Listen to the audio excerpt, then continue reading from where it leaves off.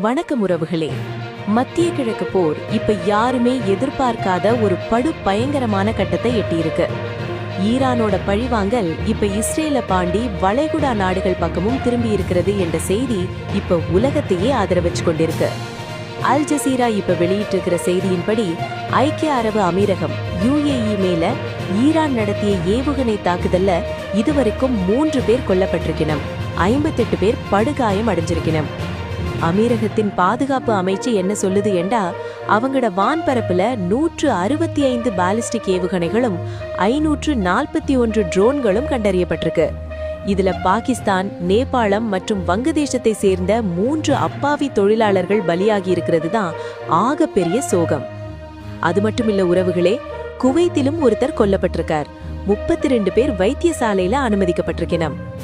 இஸ்ரேலுக்குள்ள நிலைமை இன்னும் மோசமா போய்கொண்டிருக்கு.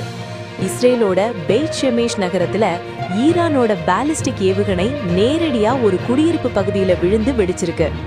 ஆரம்பத்துல 4 பேர் என்று சொன்ன பலி எண்ணிக்கை இப்ப 8ஆக உயர்ந்திருக்கு என்று இஸ்ரேலிய அவசர கால சேவைகள் உறுதிப்படுத்தியிருக்கணும்.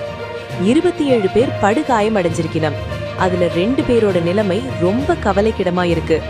இப்ப அந்த இடத்துல ஹெலிகாப்டர்கள் மற்றும் மீட்பு படையினர் குவிக்கப்பட்டு இடிபாடுகளுக்குள்ள சிக்கி இருக்கிறவங்களை மீட்கிற பணிகள் மும்முரமா நடக்குது.